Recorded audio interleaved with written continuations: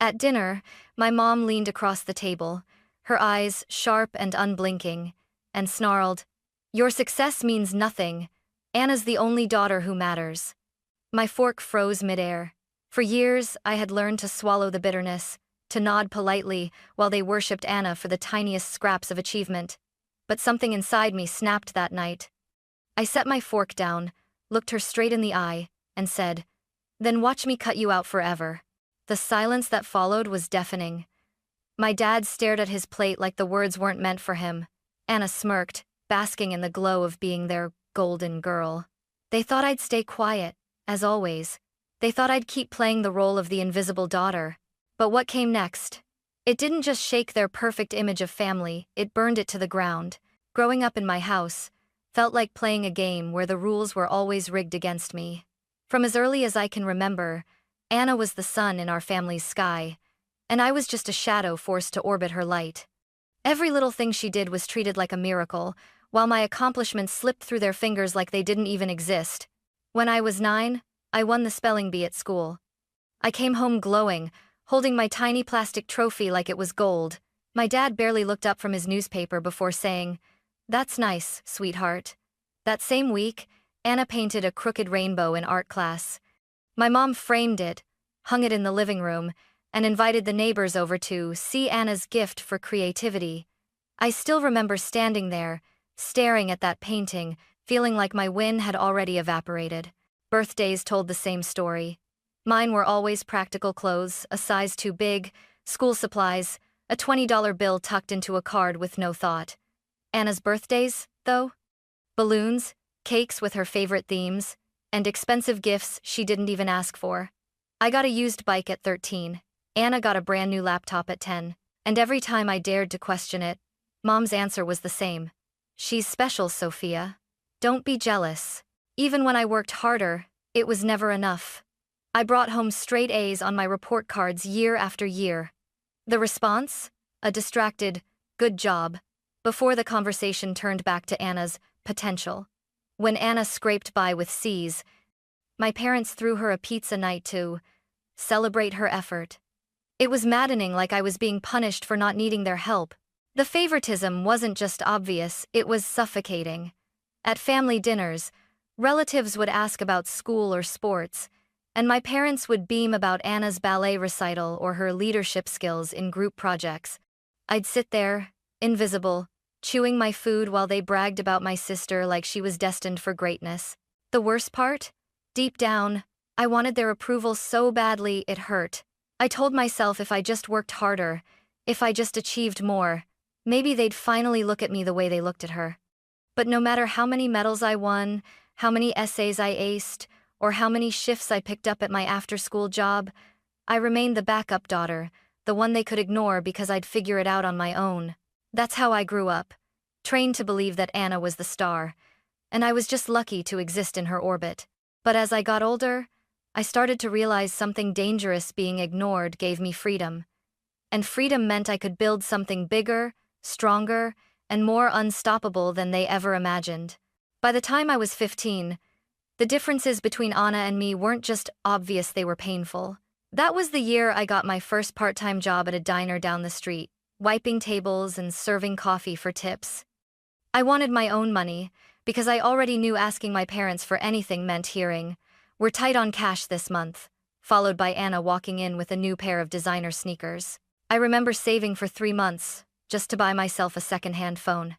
Every extra shift, every dollar in tips, I tucked it away in an envelope under my mattress. The day I finally bought it, I felt unstoppable. Meanwhile, Anna complained that her phone case didn't match her outfits. 2 days later, Mom took her shopping for the newest iPhone and a dozen accessories. It was the same story when it came to school. I had to apply for scholarships on my own, staying up past midnight to write essays and double-check financial aid forms. Dad's only advice? Don't expect too much help, Sophia. College is expensive. But when Anna decided she wanted to go to a private arts academy with a $40,000 tuition bill, my parents didn't hesitate. They took out a loan, hired someone to help with her application, and told her, "Don't worry, baby, we'll handle it." And they did. They handled everything for her tuition, car, clothes, even gas money. When I turned 16, I scraped together enough from my diner shifts to buy a used Toyota with 180,000 miles on it. I still remember driving it home, proud even though the muffler rattled like it was ready to fall off. A month later, for Anna's sweet 16, they surprised her with a brand new Jeep wrapped in a giant red bow. The photos made it to Facebook. My Toyota? I parked it down the block so I didn't have to hear Anna's friends laugh. The worst part wasn't the gifts, it was how my parents reacted to our choices. When I worked late hours, came home exhausted, and pulled straight A's, they called me independent, like it was a polite way of saying I didn't need their support. When Anna skipped class, changed majors 3 times, or complained about how stressful her life was, they bent over backward to rescue her. Sometimes I wondered if they even realized what they were teaching us. To me, fight for everything, expect nothing, and prove yourself over and over again. To Anna, the world will always catch you, no matter how many times you fall. And maybe, in a twisted way, that imbalance shaped both of us perfectly. Anna learned to depend. I learned to survive. She was their golden child, polished on the outside but hollow within. I was the invisible one, quietly building the grit I'd need to outgrow them all. By the time I was in college, I thought things might finally change. I was on the dean's list every semester, juggling 2 part-time jobs, and still managing to keep my GPA near perfect. Professors praised me, classmates asked me for help with assignments, and I felt like maybe, just maybe, my parents would notice. They didn't. When I called home to share that I'd landed a competitive internship at a respected firm, Mom's response was so casual it stung. "That's nice, Sophia. Did you hear Anna's organizing a fundraiser at her school? Everyone says she's such a natural leader." I stood there holding the phone, wondering how fundraising cupcakes could possibly outshine the hours I'd spent proving myself. Every time I achieved something, the pattern repeated. I brought home awards, certificates, glowing recommendations. My parents would nod, smile faintly, and then immediately pivot back to Anna. When she passed a class she nearly failed, they treated it like she'd won a Nobel Prize. When she painted a mural for a friend's coffee shop, they threw her a family dinner to celebrate her artistic vision. It wasn't just disappointing, it was humiliating. I remember one holiday dinner when relatives asked how I was doing. I started to explain about the internship, about the real projects I was trusted to work on, and Dad cut me off mid-sentence. "But have you seen Anna's designs? She's got a real eye for aesthetics." Everyone turned toward Anna, and I sat there, invisible again, stabbing my fork into cold potatoes. The message was clear. No matter how hard I worked, my success was background noise compared to Anna's theatrics. They didn't want to hear about financial reports or client presentations.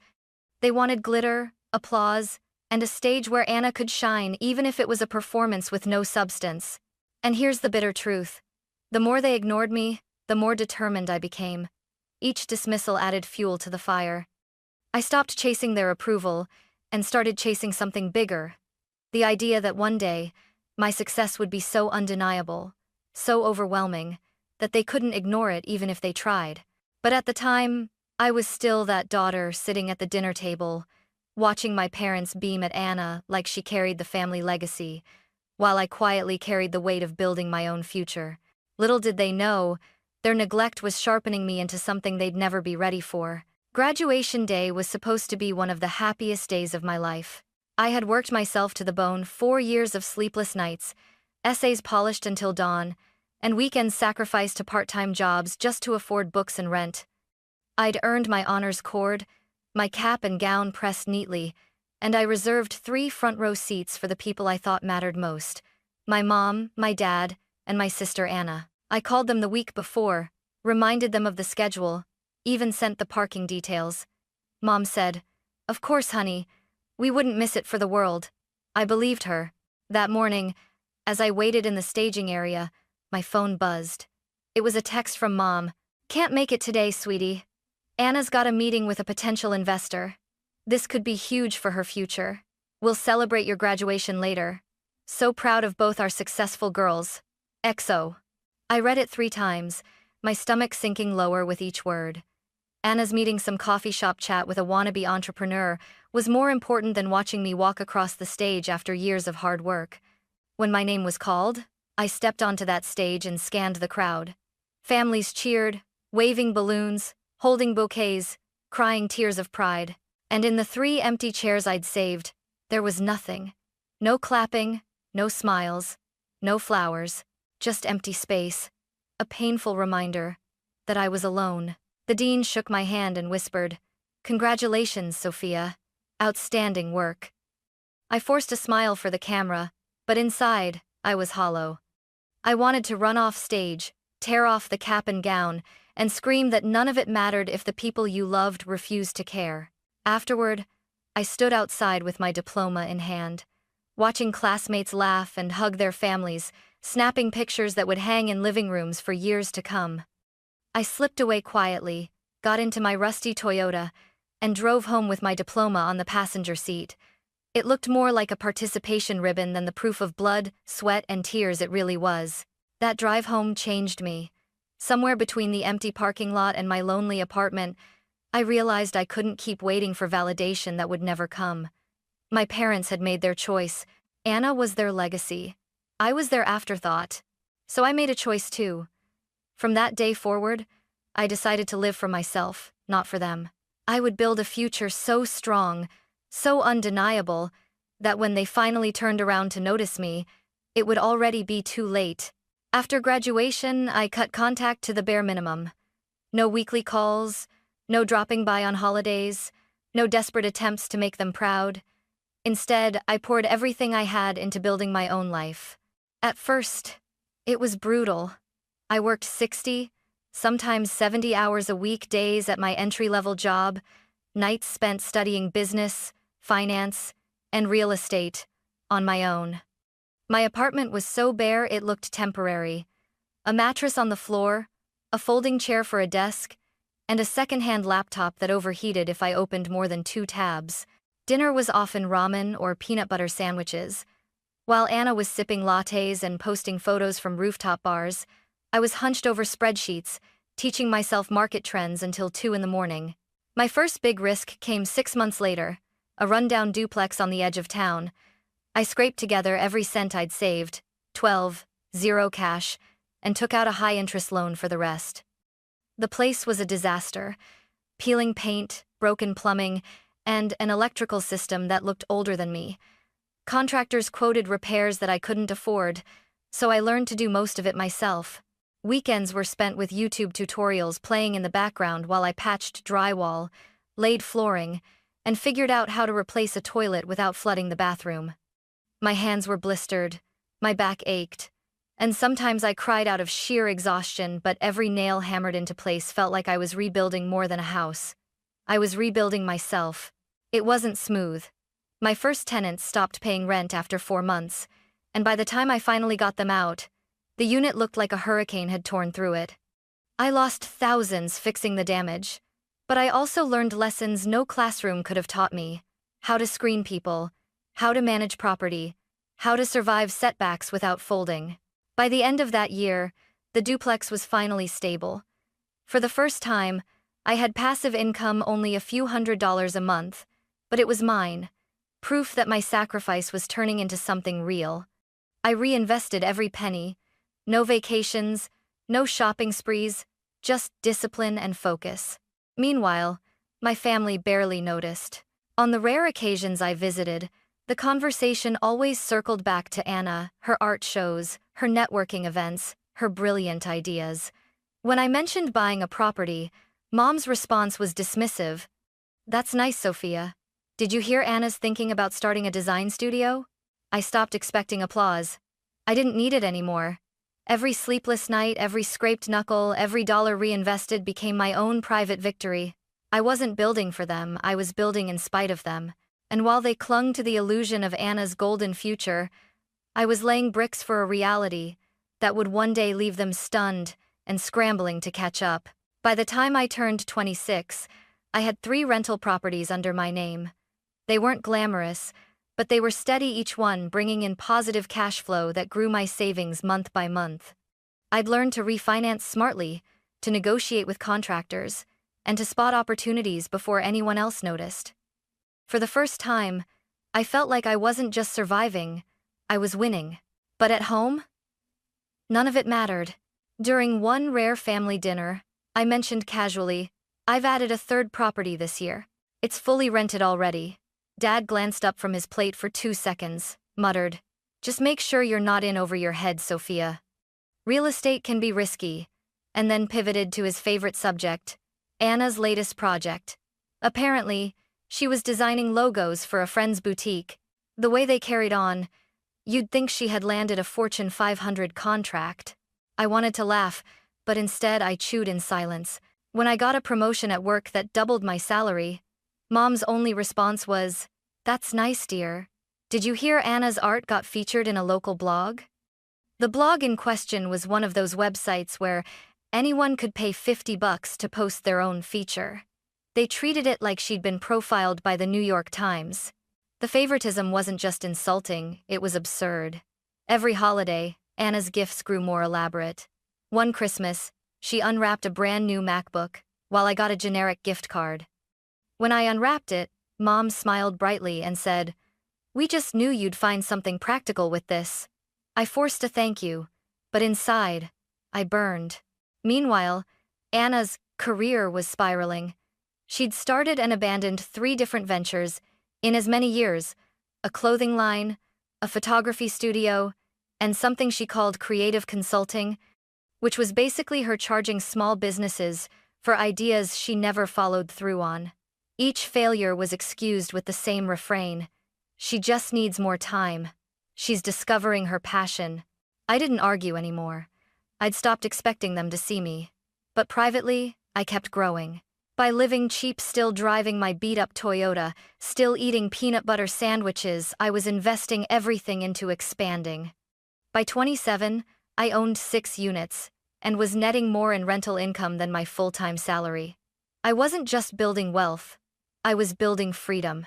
And yet, at every gathering, I sat through endless monologues about Anna's potential. They called her the family's future. Me? I was background noise. What they didn't know, and what made me smile in the dark, quiet moments alone, was that their golden daughter's shine was already fading. And when the real storm came, all their blind devotion wouldn't save her. The shift didn't happen overnight. It started with small cracks in the image my parents had built around Anna. First, her design studio quietly shut down when she couldn't pay the rent. Then the shiny Jeep she drove everywhere disappeared from the driveway repossessed. At family dinners, the conversations about Anna's big plans became shorter, thinner, and harder to sustain. I didn't say anything.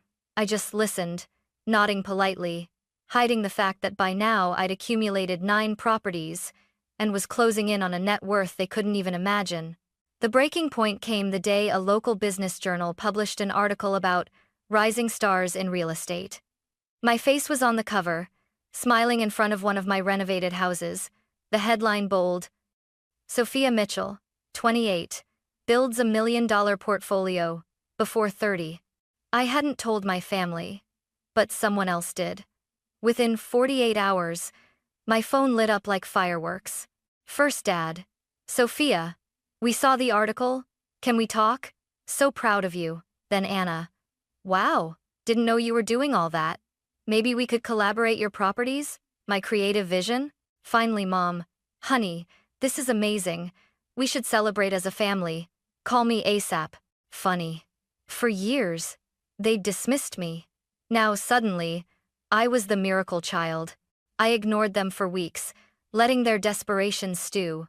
But when I finally agreed to meet for dinner, the truth spilled out fast. They weren't there to celebrate me, they were drowning. Dad's business had collapsed under debt. Mom's spending habits had spiraled out of control, credit cards maxed, loans unpaid. And Anna? She hadn't worked in months, still living at home, draining what little money they had left. At first, they tried the proud parent routine. "We always knew you'd be successful, Sophia," Mom cooed. Her smile stretched too wide. Dad chimed in: "Your mother's right. We couldn't be prouder." Then, as if on cue, Anna slid her laptop across the table with a PowerPoint she clearly threw together in a panic. I have this idea, she said. If we combine your business with my creative brand, we can dominate the market. You handle the money, I'll handle the image. I nearly laughed out loud, but the mask slipped soon after. Dad's voice cracked when he admitted, "We're in serious trouble. The bank sent us a foreclosure notice. We need 160 to save the house. Sophia, you're our only hope." Mom reached for my hand, her eyes glossy with crocodile tears. "Please, sweetheart. We made mistakes, but family sticks together. You wouldn't let us lose everything, would you?" Anna leaned in, her smirk replaced with raw panic. "Sophia, if you help us, I'll work for you for free. I'll prove I can pull my weight." I sat back, my heart pounding but not with pity. With clarity. For the first time, they needed me more than I ever needed them. And I knew exactly how I'd answer. I looked at the three of them across the dinner table, my parents pale with fear, Anna wringing her hands like a child about to be scolded. For a moment, I almost let the old version of me speak up, the daughter who longed for approval, who would have sacrificed herself for a shred of recognition. But that girl was gone. I leaned forward, my voice calm but sharp. "Do you remember my graduation?" I asked. "When I saved you front row seats, and you skipped it because Anna had a coffee meeting with some investor? Do you remember telling me that my success meant nothing? That Anna was the only daughter who mattered?" The color drained from Mom's face. Dad stared at the table. Anna whispered, "That was different." "No," I cut in. "It wasn't different. You made your choice years ago. You invested in her. And now your investment has failed." Silence. Just the clink of silverware as a waiter refilled our water glasses, completely oblivious to the storm brewing at our table. Mom tried again, her voice trembling. "We'll pay you back with interest. We'll sign over the house. Anna will work for you. Anything, please, Sophia. Don't let us lose everything." But I was done bargaining with ghosts. The time to support me was when I was building all of this from nothing. You laughed. You ignored me. Now you want in? That ship has sailed, and it's not coming back. I stood, tossed a few bills onto the table for my meal, and walked out, leaving them frozen in disbelief. Weeks later, I drove past their old house. A bright yellow foreclosure sticker was plastered on the door. The yard, once manicured, was overgrown. Out front, Anna was hauling boxes into Dad's beat-up truck. The Jeep was long gone, repossessed. My parents shuffled around like ghosts, faces drawn with exhaustion. For the first time in my life, they looked small. Meanwhile, I was moving into my new home, a 900 modern house, with glass walls overlooking the city, a pool in the backyard, and enough space to breathe freely.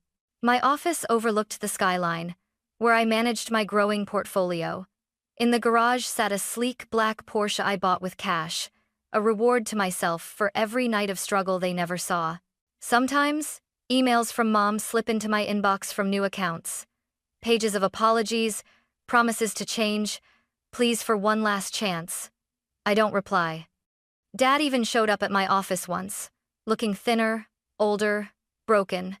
Security escorted him out before he made it to my desk. And Anna? She's working part-time at a craft store, making minimum wage, posting inspirational quotes about finding yourself on Instagram. I don't smile out of cruelty, I smile out of freedom. They chose to build their world around a golden girl. They let me become invisible. And now, I've built a world where their absence doesn't matter. They always said my success meant nothing. Turns out it means everything because it's the one thing they can never take from me.